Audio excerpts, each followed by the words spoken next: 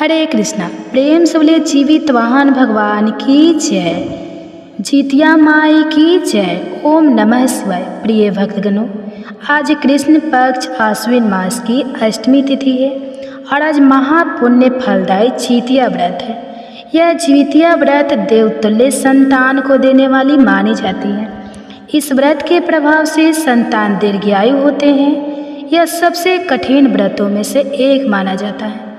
आज के दिन जीतिया व्रती महिलाओं को इस पवित्र कथा को अनिवार्य रूप से श्रवण करना चाहिए, तभी यह व्रत फलदायी होता है।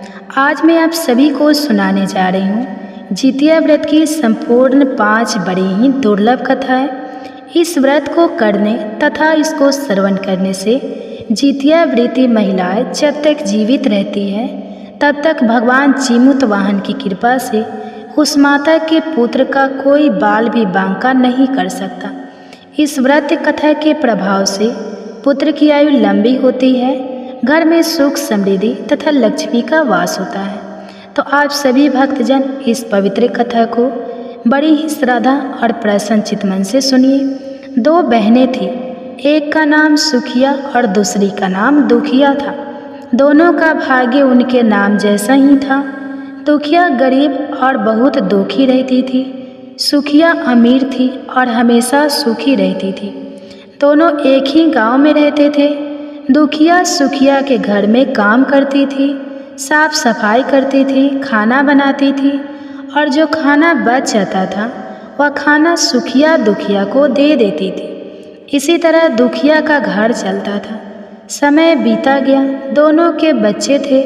सुखिया के 2 पुत्र थे और दुखिया को भी 2 पुत्र थे। जब जीतिया का व्रत आया तो दोनों बहन जीतिया का व्रत रखती हैं। अब देखिए, दुखिया सुखिया के घर में काम करती थी। व्रत के दिन दुख ने सुखिया के घर को चावल फटकार कर चावल को साफ किया था। उसमें से जो खूदी निकला वह अपने लिए रख ली और साफ चावल सुखिया को दे दी। फिर साग को चुनती है, पत्तियों को डंठल से अलग करती है। बढ़िया साग सुखिया के लिए रख दी और जो डंठल था वह अपने लिए रखी। अब दुखिया ने सुखिया के घर सारा खाना बना दिया और अपने घर चावल की खूदी और साग की डंठल लेकर गई। बनाने के लिए खूदी का चावल और साग की डंठल बनाकर वह खाना अपने बच्चों को खिलाई और खुद भी खाई। उसके बाद दुखिया सोने चली गई। आधी रात में एक बूढ़ी औरत उसके घर पर आकर दरवाज़ा खटखटाता है। बोलती है, दुखिया तू कौन है? दुखिया ने उठकर फाटक खोला और पूछती है, अम्मा आपको क्या चाहिए? इतनी रात में आप यहाँ किस लिए आई है? बूढ़िया बोलती है, बेटा मुझे बहुत भूख लगी है और कुछ खाने को दे दो। दुखिया उसे घर के अंदर ले जाती है और कहती है, हम लोग बहुत गरीब हैं। आज मैंने खूदी का चावल और साग की डंठल बनाया है, क्या आप खाएंगे? तो बुढ़िया माई कहती है, हाँ क्यों नहीं खाएंगे, हमें बहुत भूख लगी है, हम वही खा लें। दुखिया अंदर जाकर खूदी का चावल और साग की डंठल लाती है, बूढ़ी को खाने के लिए दे देती है। बूढ़ी माई खाना खाने के बाद कहती है, मुझे अच्छे से कुछ दिखाई नहीं देता, इतनी रात के अंधेरे में मैं अपने घर कैसे जाऊंगी?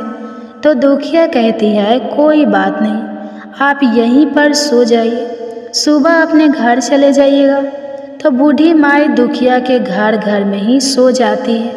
फिर थोड़ी देर बाद उठकर बुढ़िया बोलती है, बेटा मुझे दीर्घ संख्या पैखाना लगा है, कहाँ करूँ? तो दुखिया कहती है, मेरे घर में बाथरूम नहीं है, इसलिए आप उधर कोने में कर लीजिए। बूढ़ी माई पूछती है, बेटा भर भर करो या छर छर करो? दुखिया नींद में थी तो वह कहती है, माता जी भर भर कर दो, मैं सुबह साफ कर दूंगी। फिर थोड़ी देर बाद बूढ़ी अम्मा पूछती है कि बेटा अपने हाथ कहाँ साफ करूं? तो दुखिया कहती है, आप मेरे सर में अपने हाथ को साफ कर लीजिए। अब सुबह होती है तो दुखिया को यह सब सपने जैसा लगता है कि सोते समय मुझे कौन सपना आया होगा। वह ज़्यादा कुछ नहीं सोची और नदी में नहाने के लिए चली जाती है। जब वह नदी में नहाती है और अपने बाल को धोती है तो उसके बालों से होते हुए जो पानी बहता है वह सोने का पानी हो जाता है। आसपास की सभी महिलाएं यह देखकर चकित हो जाती है और कहती है कि तुम्हारे बालों से तो सोने का पानी गिर रहा है, क्या बात है? फिर क्या था? उसे रात की सारी बात याद आ जाती है। वह दौड़कर अपने घर की ओर भागती है, यह सोचकर कि उसका घर दीर्घ शंका से गंदा हुआ होगा, पहले उसको साफ करना होगा। जब वह अपने घर में जाती है तो देखती है कि घर के हर कोने में ढेर सारा सोना बिखरा पड़ा है। यह देखकर दुखिया बहुत ही खुश हो जाती है और सोचती है कि जीमूत वाहन भगवान की कृपा से जो मेरे घर रूप धारण करके आए थे मुझे इतना आशीर्वाद दिया। अब दुखिया धनवान हो गई थी। अब क्या था, सुखिया के घर जाना और काम करना बंद कर देती है। दुखिया अब अपना व्रत पूरा करती है तो अपने पुत्र से कहती है कि जाओ मौसी के घर से तराजू लेकर आ, यह नापने के लिए कि यह सोना कितना है। बच्चा बहुत खुशी से सुखिया मौसी के घर जाता है और तराजू मांगता है। सुखिया पूछती है कि तराजू पर क्या नापना है, तो बोला मेरे घर में बहुत ढेर सारा सोना है, उसी को नापना है। तो सुखिया कहती है खाने के लिए तुम्हारे पास कुछ भी नहीं है और सोना नापे मुझसे झूठ कहते हो। तो बच्चा कहता है नहीं, मैं झूठ नहीं बोल रही हूँ। सुखिया सोचती है कि जब तराजू मांगी है तो कुछ न कुछ जरूर ही नापेगी, इसलिए वह तराजू के पीछे गोद लग जाती है कि जो भी नापे वह थोड़ा सा इसमें चिपक जाएगा। अब देखिए वह बच्चा तराजू लेकर अपने घर आता है तो दुखिया जब तराजू पर सोना नापती है तो कुछ सोने का टुकड़ा उस गोद में चिपक जाता है। जब बालक तराजू लौटाने जाता है तो सुखिया उसको उलट पलट कर देखती है तो उस तराजू में सोना लगा हुआ मिलता है। सुखिया सोचती है उसके घर में जरूर कहीं से सोना आया होगा, इसलिए वह कई दिन से काम पर नहीं आ रही है। सुखिया उसके घर जाकर देखती है कि यह सोना कहाँ से आया। जब सुखिया दुखिया के पास जाकर पूछती है कि तुम्हारे पास इतना सारा सोना कहाँ से आया है जिसके लिए तुमने तराजू मंगाया था नापने के लिए। प्रिय भक्तजनों, दुखिया उस रात की सारी कहानी अपनी बहन सुखिया को बताती है। दुखिया का मन एकदम सच्चा था, इसलिए वह सब कुछ बता देती है। लेकिन सुखिया के मन में लालच आने लगा कि दुखिया के पास हमसे भी ज़्यादा धन आ गया। अब अगले साल जितिया में मैं भी खुदी का चावल और डंठल की साग बनाऊंगी। फिर अगले साल जितिया का व्रत दोनों बहनों ने रखा। सुखिया के पास हर तरह का सुख था और धन भी था, फिर भी वह जितिया के दिन चावल फटक कर साफ करके चावल फेंक देती है और खुद ही अपने पास रख लेती है। साग को तोड़कर पतिया फेंक दी और डंठल अपने पास रख ली और वही बनाई पूजा पाठ करके सोने चले गए। फिर आधी रात में उसके घर में भी बूढ़ी अम्मा आई और दरवाज़ा खटखटाती है। सुखिया उनका इंतजार तो कर ही रही थी। वह तुरंत दरवाज़ा खोलकर बूढ़ी अम्मा को अपने घर अंदर ले आती है। बूढ़ी अम्मा बोली कि मुझे बहुत भूख लगी है, कुछ खाने को दे दो। मैंने खुदी का चावल और डंठल का साग बनाया है। बूढ़ी अम्मा बोलती है कोई बात नहीं है, मैं खा लूँगी। तो सुखिया परोस देती है। वह खाना खाने के लिए और सोने चली जाती है। बूढ़ी बोलती है मैं घर नहीं जा सकती, मुझे दिखाई नहीं देता। तो सुखिया कहती है कोई बात नहीं, आप यहीं पर सो जाओ। इसके बाद थोड़ी देर बाद बूढ़ी अम्मा बोलती है मुझे दीर्घ शंका पैखाना लगा है, कहाँ करूँ? तो सुखिया कहती है कि वही कोने में कर लीजिए। फिर थोड़ी देर बाद बूढ़ी अम्मा पूछती है भर भर करूँ या छर छर? इस पर सुखिया को याद नहीं आता कि दुखिया ने क्या बोला था। तो सुखिया बोली माँ छर छर कर दीजिए। फिर बूढ़ी पूछती है बेटा मैं अपने हाथ कहाँ साफ करूँ? तो सुखिया कहती है मेरे घर में साफ कर लीजिए, मेरे सर में साफ कर लीजिए। बूढ़ी अम्मा अपना हाथ सुखिया के घर सर में साफ कर लेती है। जब सुखिया सुबह उठती है तो उसका पूरा घर गंदगी से भरा पड़ा था और उसके बाल में भी बहुत गंदगी लगी होती है। यह देखकर सुखिया बहुत दुखी हो जाती है और उसे बहुत गुस्सा भी आता है। वह अपनी बहन दुखिया को बुलाती है और उसको गुस्सा करती है कि तुमने हमसे झूठ कहा और मेरा पूरा घर गंदा करवा दिया। तो दुखिया पूछती है कि तुमने क्या कहा था, भाड़ भाड़ या छड़ छड़? तो सुखिया कहती है मैं तो छड़ छड़ बोली। तो दुखिया कहती है यहीं पर तो तुमने गलती कर दी और तुम्हारे पास तो सब कुछ था, किसी चीज़ की कमी नहीं थी, फिर भी तुमने लालच किया। मेरे पास तो कुछ भी नहीं था, तुम्हारे पास तो सब कुछ था। तुम्हारे घर चिमुत वाहन भगवान भेष बदल कर आए, लेकिन फिर भी तुमने उन्हें अच्छा खाना नहीं परोसा। मेरे पास तो कुछ भी नहीं था, इसलिए मैं उन्हें खुदी का चावल और साग का डंठल परोसा था। तुमने अपने घर आए भगवान का अपमान किया, सब कुछ रहते हुए भी तुमने साग और भात खिलाया। तुम्हारे पास सब कुछ होते हुए भी तुम्हें लालच नहीं करना चाहिए था, इसलिए तुम्हारे साथ बुरा हुआ है। अब क्या था, सुखिया को अपनी गलती का पछतावा हुआ और वह दुखी मन से अपने घर चली गई। जैसा उसने किया वैसा उसने फल पाया। प्रेम से बोलिए जय हो चिमुत वाहन भगवान की जय, जितिया माई की जय। हे भगवान, जिस प्रकार अपने दुखिया को दिया उस प्रकार सबको देना, जिस प्रकार अपने सुखिया को दिया वैसा किसी को मत देना। कहानी कहने वाले को, सुनने वाले तथा हुंकार भरने वाले को पुत्र, धन तथा सुख शांति प्रदान करना। जय जिमवाहन भगवान। प्रिय भक्तजनों, इस कथा को बड़ी ही श्रद्धा और प्रसन्नचित मन से सुनिए। बहुत समय पहले की बात है, नैमिषारण्य क्षेत्र में सहस्त्र मुनि बैठकर धर्म चर्चा कर रहे थे। ऋषियों और मुनियों के साथ ही अनेक देवता भी उस सभा में उपस्थित हुए थे।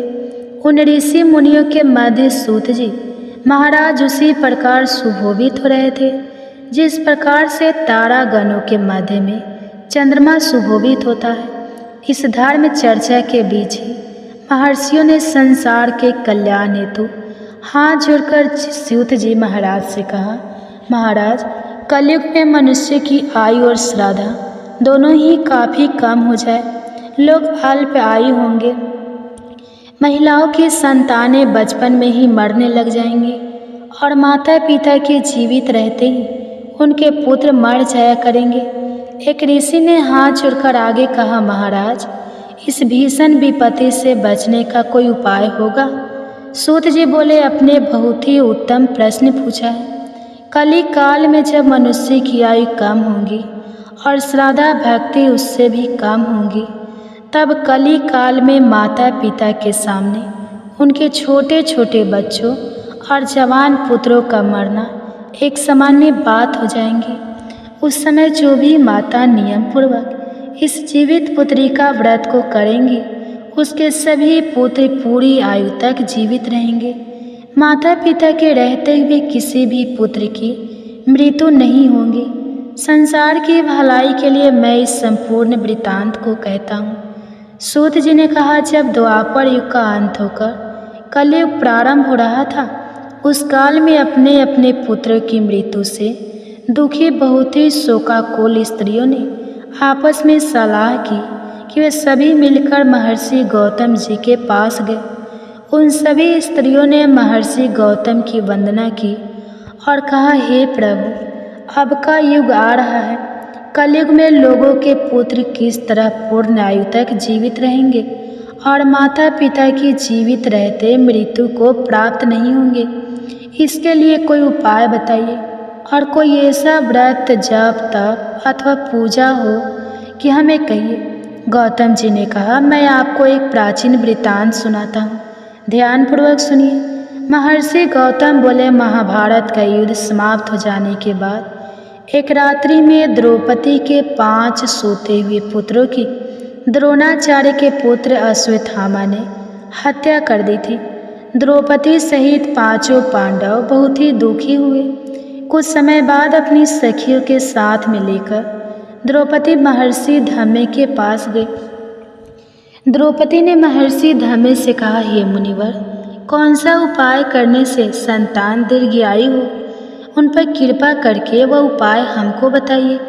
महर्षि धम्मे बोले, सतयुग में हमेशा सत्य बोलने वाला और सभी के साथ समान व्यवहार करने वाला जीमुतवाहन नामक एक राजा था। हमेशा सत्य आचरण करने वाला राजा जिमवाहन बड़ा ही साहसी और रहमदिल था। एक बार राजा जिमवाहन अपनी रानी सहित अपने ससुराल गया। वही एक रात ससुराल में सो रहा था कि उसे एक स्त्री के बिलख बिलख कर रोने की आवाज़ सुनाई दी। वह अपने पुत्र के लिए विलाप कर रही थी। वह स्त्री बुरी तरह रोती हुई बार बार एक ही बात कह रही थी कि मुझ बुढ़िया की जीवित रहते मेरा युवा पुत्र मारा गया। हाय, मैं क्या करूं? उस बुढ़िया का विलाप सुनकर राजा जिमुतवाहन को बहुत दुख हुआ। राजा ने बुढ़िया के पास जाकर उन्हें ढांढस बढ़ाया और रोने का कारण पूछा। तो बुढ़िया ने रोते हुए कहा, गांव में प्रतिदिन एक गरुड़ आता है और एक युवक को खा जाता है। आज मेरे पुत्र की बारी है। अब मेरा पुत्र उस स्थान पर जाएगा जहाँ गरुड़ आता है, जो मेरे पुत्र को खा जाएगा। मेरे जीते जी मेरा बेटा मर जाएगा। यह कहकर बुढ़िया जोर जोर से रोने लगी। अब देखिए, राजा जिमुतवाहन ने कहा, माता तुम रो मत। आज मैं तुम्हारे पुत्र के स्थान पर वहाँ चला जाता हूँ। इस प्रकार गरुड़ मुझे खा जाएगा और तुम्हारा पुत्र बच जाएगा। इतना कहकर राजा उस स्थान पर जाकर लेट गया जहाँ गरुड़ प्रत्येक रात्रि को आता था। तब समय पर पक्षी राज गरुड़ आए और चोट से नोच नोच कर उनका मांस खाने लगे। जब गरुड़ ने उनका संपूर्ण बायां अंग खा लिया, तब जिमुतवाहन ने करवट बदलकर अपना दाहिना अंग गरुड़ के सम्मुख रख दिया। यह देखकर पक्षी राज गरुड़ बड़े आश्चर्य हुए। गरुड़ के मांस खाते समय जिमुतवाहन ना तो रोया और ना ही चिल्लाया, ना ही उसने बचने की कोई चेष्टा की। आधा शरीर खाया जाने के बाद राजा अभी तक जिंदा ही था। गरुड़ जी को बड़ा आश्चर्य हुआ। गरुड़ जी सोचने लगे, यह आदमी कोई साधारण मनुष्य नहीं है, यह तो देव है या फिर कोई महान ऋषि होना चाहिए। गरुड़ जी ने राजा से पूछा, तुम मनुष्य तो नहीं जान पड़ती, क्या कोई देवता हो तुम? कौन हो? अपना नाम, कुल और निवास स्थान बतलाओ। पीड़ा से व्याकुल राजा जिमुतवाहन ने कहा, पक्षीराज, आपके यह प्रश्न व्यर्थ है। आप अपनी इच्छा अनुसार मेरा मांस खाइए और अपनी भूख मिटाइए। जिमुतवाहन को और भी अधिक आश्चर्य हुआ। गरुड़ जी ने अपने चमत्कार से राजा के शरीर को पूरा खाक दिया। अब जिमुतवाहन पहले से भी अधिक स्वस्थ और सुंदर युवक बन गए थे। अब गरुड़ जी ने आदरपूर्वक राजा से उनका परिचय एक बार फिर पूछा। राजा जिमुतवाहन बोले, हे गरुड़ देव, मेरा नाम जिमुतवाहन है। मेरे पिता का नाम शालिवाहन और माता का नाम महारानी स्वामी है। हम सूर्यवंशी क्षत्रिय हैं। यह सुनकर गरुड़ ने कहा, हे राजन, मैं तुम्हारी दयालुता और त्याग की भावना देखकर बहुत प्रसन्न हूँ। तुम मुझसे कोई भी मनचाहा वरदान मांग लो। तब राजा ने कहा, हे पक्षीराज, यदि आप मुझे कोई वरदान देना चाहते हैं तो एक वरदान दीजिए कि आपने अभी तक जितने भी मनुष्य को खाया है वे सभी जीवित हो जाएं। अब आगे से आप यहाँ के युवकों को ना खाएं। यहाँ उत्पन्न होने वाले सभी बालक लंबी आयु को प्राप्त करें। गरुड़ जी ने तथास्तु कहा और उड़कर नागलोक चले गए। नागलोक से अमृत लाकर उन्होंने लाए हुए मनुष्य के हड्डियों की ढेर पर डाल दिया, जिससे वे सभी मनुष्य जीवित हो गए। राजा जिमुतवाहन अभी भी वहीं खड़े थे। तब गरुड़ जी ने राजा से कहा, मैं आज संसार के कल्याण हेतु एक वरदान दे रहा हूँ। आज आश्विन माह के कृष्ण पक्ष की अष्टमी है। यह अष्टमी सप्तमी रहित और अत्यंत शुभ है। आज तुमने यहाँ की प्रजा को जीवन दान दिया है और मेरे द्वारा खाए गए हजारों मनुष्य को पुनः जीवित कराया है। आज से यह तिथि अत्यंत पवित्र और ब्रह्मा भाव से युक्त हो गई है। मैं यह अमृत तीनों लोकों द्वारा पूजित भवानी दुर्गा जी से लाया हूँ। भवानी दुर्गा जी के द्वारा दिए गए अमृत द्वारा ही इन सभी मनुष्य को जीवन दान मिला है। यही कारण है कि अम्मातेश्वरी दुर्गा जी का एक नाम जीवित पुत्री का भी है। गरुड़ जी ने आगे कहा, राजन, आज के बाद इस तिथि को जो स्त्रियां जीवित पुत्री का माता के रूप में दुर्गा जी तथा कुंसा नामक घास से तुम्हारी आकृति बनाकर दुर्गा जी के साथ साथ तुम्हारे भी पूजा करेंगे, उसका सौभाग्य और वंश निरंतर बढ़ता रहेगा। इस बात से जरा भी संयम नहीं है। अपनी बात को स्पष्ट करते हुए गरुड़ जी ने कहा, हे राजा, जीमूतवाहन, जिस दिन उदया तिथि अष्टमी हो अर्थात सप्तमी से रहित अष्टमी को ही यह व्रत करना चाहिए। सप्तमी युक्त अष्टमी को यह व्रत करने से इसका कोई फल नहीं मिलेगा। आधा शुद्ध अष्टमी को यह व्रत करके अगले दिन नवमी तिथि में ही इसका पालन करना चाहिए। यदि इन बातों का ध्यान ना रखा जाए तो व्रत का प्रभाव नष्ट हो जाएगा। अब देखिए, जीमूतवाहन को यह वरदान देकर गरुड़ जी भगवान विष्णु के पास वैकुंठ लोक में चले गए। राजा जीमूतवाहन पहले तो अपने ससुराल आए और वहाँ से विदाई लेकर अपनी पत्नी सहित अपने नगर में गए। महर्षि धर्मी ने द्रौपदी को यह संपूर्ण वृत्तांत सुनाने के पश्चाताप कहा, हे देवी, मैंने यह अतिशय दुर्लभ वृत्तांत तुमको सुनाया है। तुम मेरे द्वारा वर्णित विधि विधान से पूरी भक्ति भावना के साथ यह व्रत करो। इस व्रत में तुम दुर्गा जी तथा कुंसा घास से बनाई गई राजा जीमवाहन की पूजा करो और नवमी को ही तुम्हारी सभी मनोकामनाएं अवश्य पूर्ण होंगी।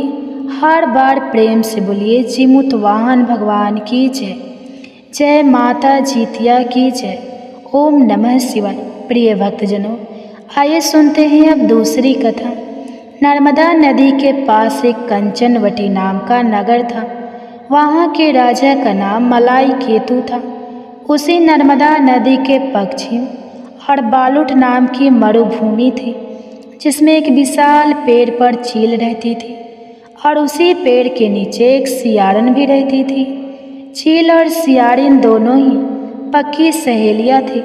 कुछ महिलाओं को जीतिया व्रत करते देखकर चील और सियारिन ने यह व्रत करने का संकल्प लिया और दोनों ही भगवान श्री जीमवाहन की पूजा और व्रत करने का प्रण लेती है। जिस दिन दोनों को व्रत रखना था, ठीक उसी दिन शहर के एक बड़े व्यापारी की मृत्यु हो गई और उसका दाह संस्कार वहीं पर मरुभूमि पर हुआ। मुर्दा देखकर सियारन को भूख न लगने लगी और वह खुद को रोक नहीं पाई, जिसके कारण उसका व्रत टूट गया। किंतु चील ने खुद पर संयम रखा और पूरी श्रद्धा और नियम से अपना व्रत पूरा किया। अब देखिए, उस सियारिन ने तो मुर्दा खाया था, इसलिए उसका व्रत खंडित हो गया। वह सियारिन मुर्दा घाट पर से ही एक हड्डी उठाकर ले आती है और वह अपने मांद में छिपाकर धीरे धीरे रात को खाने लगती है। तब चील ने सियारिन से कहा, हे सियारिन बहन, तुम क्या खा रही हो? कट कट की आवाज़ आ रही है। तब सियारिन ने कहा, हे चील बहन, मैं क्या बताऊँ, मैं दिन भर से भूख हूँ और रात को भी भूखा रहना पड़ता है। मैं करवट बदल रही हूँ तो मेरी हड्डियाँ कट कट बोल रही है। मैं कुछ खा थोड़ी ही रही हूँ। यह सुनकर चील ने कहा, हो सकता है बहन तुम्हारी हड्डियाँ ही बोल रही होंगी।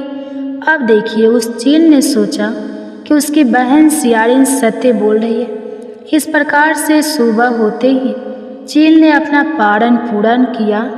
अब देखिए, चील ने तो अपना व्रत पूरा किया था तो उसके बच्चे जीवित हो गए और वहाँ पर सियारिन ने अपना व्रत भंग कर लिया था और उसने हड्डी खा लिया था, तो उसके पुत्र मृत्यु को प्राप्त हो गए और वहाँ पर चील अपने बच्चों के साथ आनंद पूर्वक रहने लगी। अब इन दोनों की मृत्यु होती है तो अगले जन्म में दोनों सहेलियों ने पुत्री के रूप में एक ब्राह्मण परिवार में जन्म लिया। उनके पिता का नाम भास्कर था। चील बड़ी बहन और सियारन छोटी बहन बनी। बड़ी बहन का नाम शीलावती रखा गया और उसका विवाह बुद्धि सेन के साथ हो गया। छोटी बहन का नाम कपूरावती रखा गया और उसका विवाह उस शहर के राजा मलाई केतु से हुआ और छोटी बहन कंचनवटी नगर की रानी बन गई। अब भगवान चिमुतवाहन के आशीर्वाद से बड़ी बहन शीलावती को 7 पुत्र प्राप्त हुए, लेकिन कपूरावती के पुत्र जन्म लेते ही खत्म हो जाते थे। कुछ साल बाद शीलावती के 7 पुत्र बड़े हो गए और राजा के दरबार में काम करने लगी। उन्हें देखकर कपूरावती के मन में ईर्ष्या और जलन की भावना उत्पन्न हो गई। इस ईर्ष्या की भावना से कपूरावती ने राजा से कहकर शीलावती के 7 बेटों से सर कटवा दिए। फिर इन 7 सरों के साथ में लेकर बर्तन में एक साथ ढककर रख दिया। यह देखकर भगवान चिमुवाहन ने मिट्टी की सहायता से 7 भाइयों के सर बनाए और सभी सिरों को धड़ से जोड़कर उस पर अमृत छिड़क दिया, जिसके कारण वे 7 भाई फिर से जीवित हो गए और घर लौट आए। रानी ने जो कटे सिर भिजवाए थे वह सब फूल बन गए। कपूरावती समाचार पाने को बहुत व्याकुल थी, लेकिन जब उसे इस बात का पता चला तो अपनी बड़ी बहन के घर गई और वहाँ सबको जीवित देखकर आश्चर्य में पड़ गई और बेहोश हो गई। जब कपूरावती होश में आई तो उसने अपनी बड़ी बहन से यह सारी बात बताई। भगवान चिमुतवाहन की कृपा से बड़ी बहन को पूर्व जन्म की सारी बातें याद आ गई और वह अपनी छोटी बहन को उसी पेड़ के नीचे लगातार पूर्व जन्म की सारी बातें सुनाई, जिसे सुनकर कपूरावती फिर से बेहोश हो गई और मर गई। जब राजा तक इस बात की सूचना मिली, उन्होंने उसी जगह पर पेड़ के नीचे कपूरावती का दाह संस्कार कर दिया।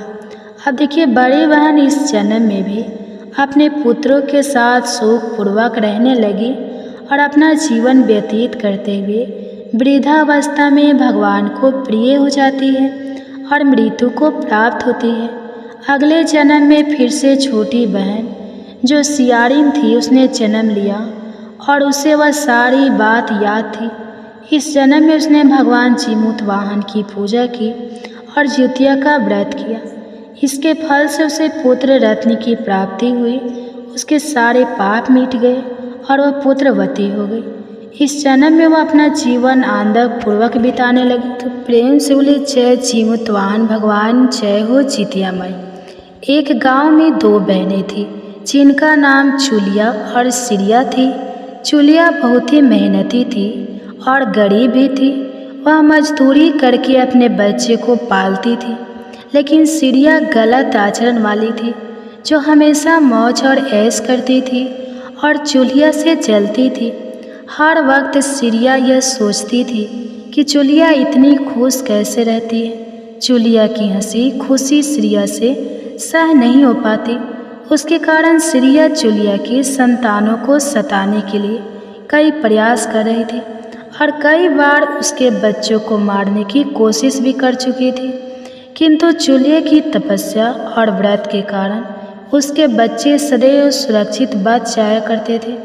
एक दिन सिरिया चुलिया के सभी बच्चों को लेकर लकड़ी काटने के लिए गई। वहाँ जंगल में लकड़ी काटते काटते बच्चे थक गए और थोड़ी देर के लिए सो गए। बच्चों को सोया देखकर सिरिया ने सभी बच्चों को सिर काट दिए और टोकरी में रखकर वापस घर आ गए। चुलिया को वह टोकरी भेंट में दी और कहा, दीदी मैं जंगल से आपके लिए नारियल लाई हूँ, बच्चों को खिला देना। चुलिया ने इस टोकरी को उठाकर देखा नहीं और किनारे में रख दिया और अपने बच्चों की प्रीति करने लगे। जब शाम से रात हो गई और बच्चे वापस नहीं आए तो वह बहुत ही परेशान हो गई। बड़ी ही करुण स्वर में जोर जोर से रोने लगी। करुणा भरी स्वर को सुनकर पार्वती जी से रहा नहीं गया और उन्होंने महादेव जी से कहा, हे प्रभु, कोई दुखियारी बहुत रो रही है, उसके रोने में बहुत ही वेदना छुपी हुई है। मुझे बर्दाश्त नहीं हो पा रहा।